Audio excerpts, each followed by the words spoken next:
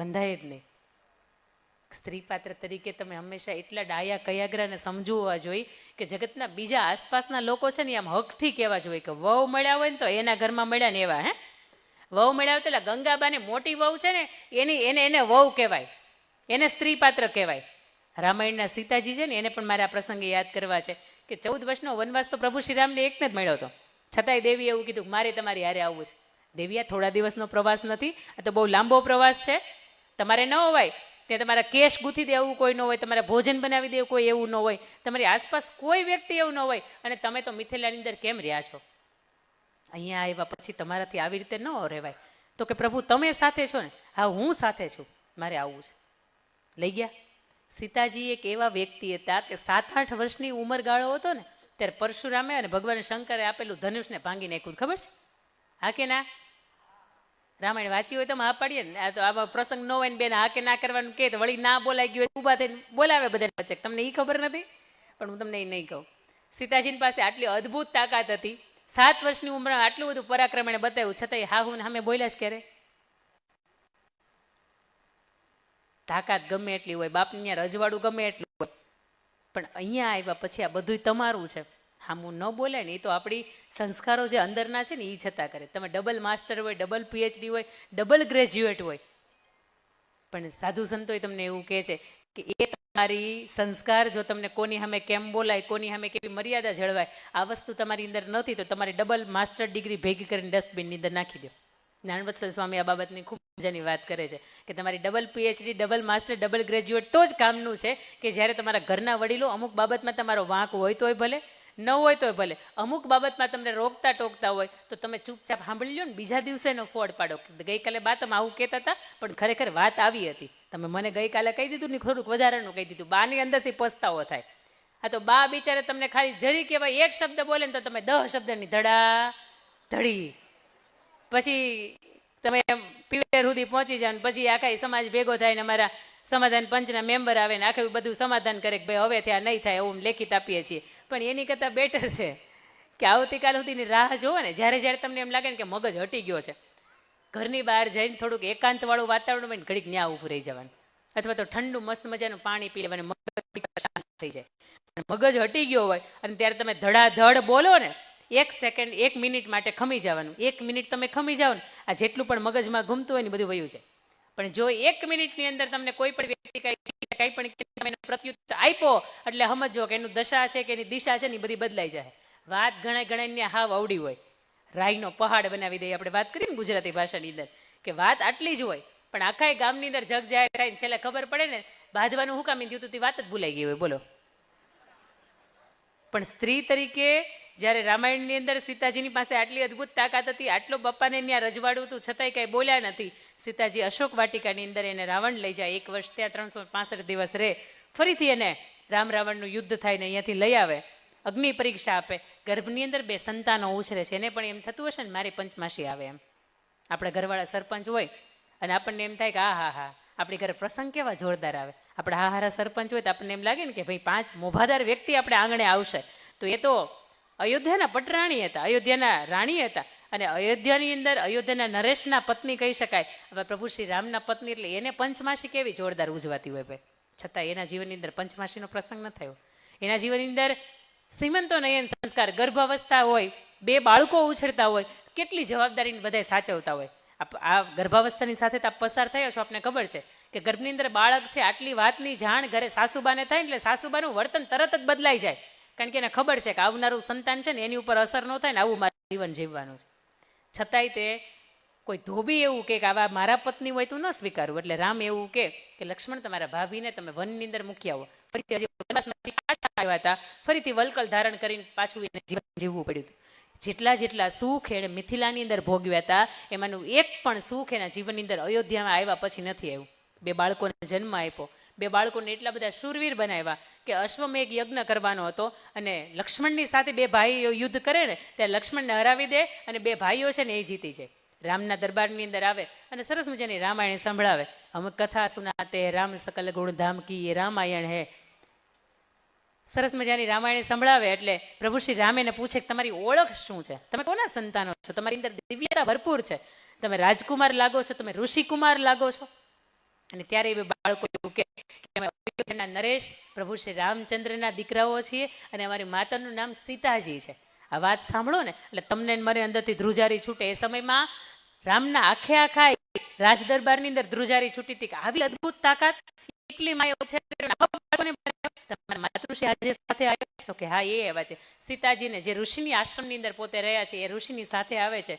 સીતાજી બે હાથ જોડીને બધાની માફી માંગે છે. દેવ હવે ઘણું જીવનની અંદર ખૂબ અગ્નિ પરીક્ષાઓ આપી, જીવનની અંદર ખૂબ લાંછનો હું નહોતી ને છતાંય મેં સહન કર્યા છે, પણ આજે બે હાથ જોડીને સૌની માફી માંગતા એવું કહું છું કે તમારા સિવાય મેં કોઈ પણ પુરુષ પાત્રને મારા હૃદયની અંદર કે મનની અંદર સ્થાન આપ્યું હોય અને તમારા સિવાય મેં કોઈ પણ પુરુષની સામે જો ઊંચું જોઈને પણ જોયું હોય ને કે ખરાબ દ્રષ્ટિએથી, તો ઈશ્વર આ ધરતી માતા આની અંદર જગ્યા નહીં કરે. બાકી આ ધરતી માતા એક ક્ષણની અંદર ધરતીમાં એનો રથ લઈને આવે, સીતાજીને બેસાડે, બધા જ વ્યક્તિઓની સીતાજી માફી માગે ને છેલ્લે પ્રભુ શ્રી રામની પાસે જાય અને એને એવું કે ત્વમેવ ભર્તા ન જ વિપ્રયોગ.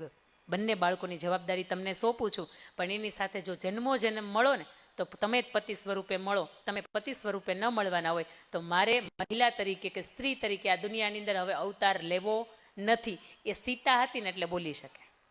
આજની આ સીતાની સિયા થઈ ગઈ અને આજની સિયા હું કે ખબર છે? હું આ જન્મ તમારી યારે છેલ્લો, આવતા જન્મની અંદર ભટકાતા.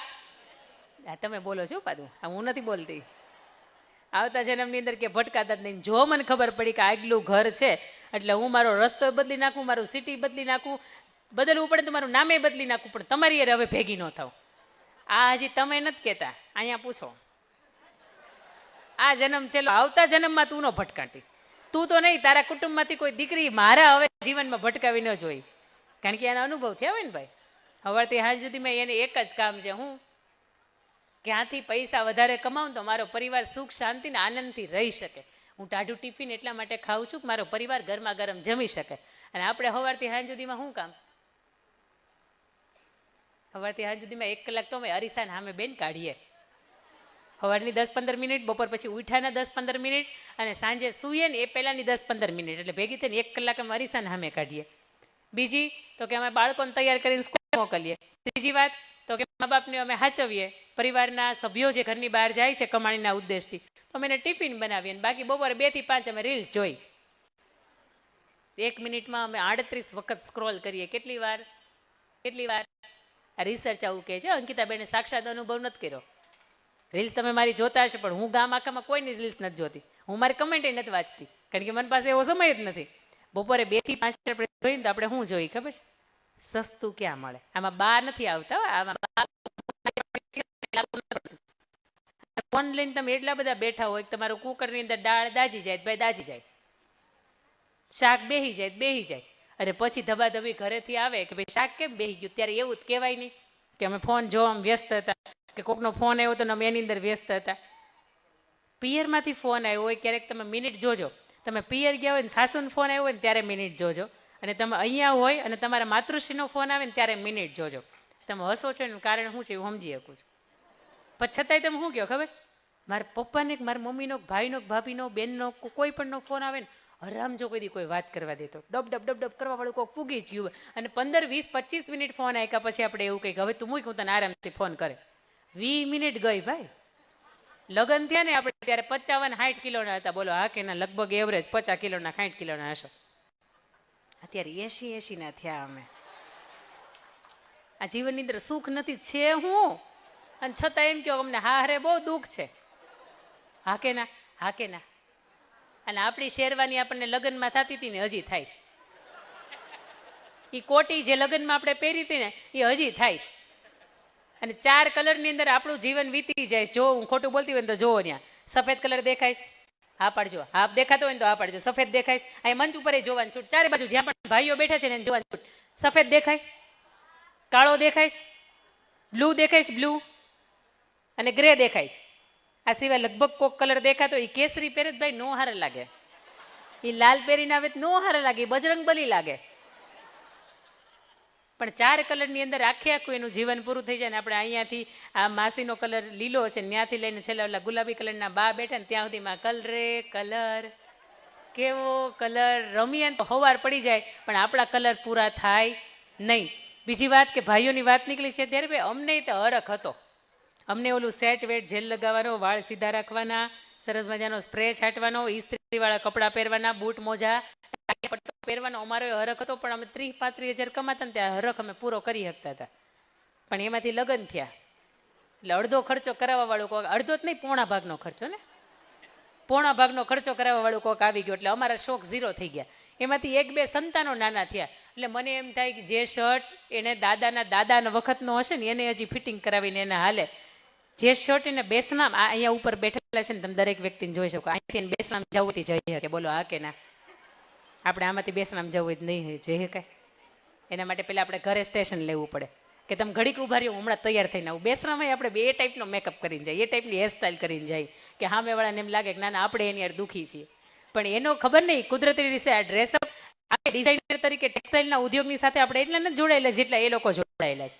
એટલે લેગીઝનો વિચાર પુરુષને આવ્યો છે, ચૂડીદાર ચોણીનો વિચાર પુરુષોને આવ્યો છે. આ 3/4 આવ્યા, દુપટ્ટા પહેર આવ્યા, પેન્ટ પહેર આવ્યા, ધોતી કુર્તો આવ્યા, જેટલાનો વિચાર આવ્યો છે ને બધા પુરુષોને આવ્યા છે. પણ એને ખાલી એક પેન્ટ શર્ટ આવે, વધીને એક ધોતી ને કુર્તો આવે, એક કુર્તો ને ચોવણી આવે, આના સિવાય એક કોટી આવે. આના સિવાય કોઈ બીજો એવી કોઈ સ્ટાઇલ ખરી જે એ પહેરતા હોય?